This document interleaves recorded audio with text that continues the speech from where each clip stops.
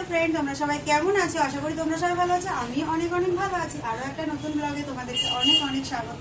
আজ কিন্তু আমাদের বাড়িতে মা মনসা দেবীর পুজো। তোমাদের সকলকে কিন্তু আমাদের বাড়িতে আসতে হবে, মায়ের পুজো দেখতে হবে, প্রসাদ খেতে হবে। মায়ের পুজো উপলক্ষে আজকে আমি সেরেছি, কেমন লাগছে অবশ্যই কমেন্ট করে জানাতে ভুলো না কিন্তু।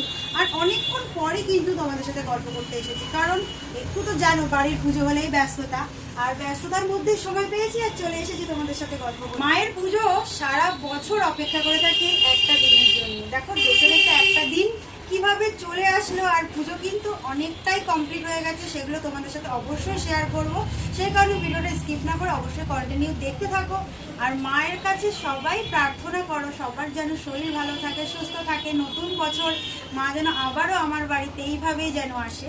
পুজো শুরু করার আগে কিন্তু প্রথমে দ্বারঘাট স্থাপন করে পুজো করা হয়।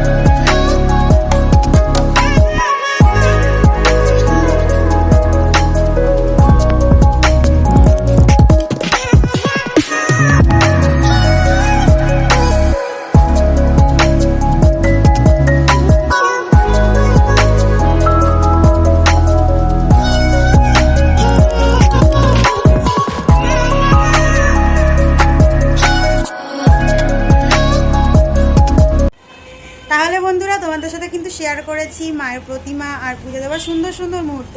আজকে তোমাদেরকে একটা জিনিস দেখাবো, কি বলো তো। আজকে যেহেতু অনেকটাই আমি ব্যস্ত ছিলাম, নিজে নিজে ভিডিও করতে পারছিলাম না, আমার আজকে হেল্পিং হ্যান্ড কে ছিল বলো তো? চলো তোমাদেরকে দেখাই। এই দেখো আমার সোনা মা।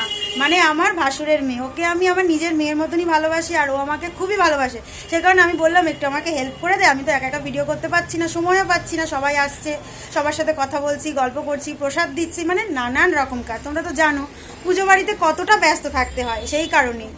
পুজো পর্ব শেষ, দুপুরের খাওয়ার পর্ব শুরু, তাই টেবিল চেয়ার পাতা হচ্ছিল। আর এদিকে কিন্তু রান্না প্রায় কমপ্লিট, সেগুলোই গোছানো হচ্ছিল।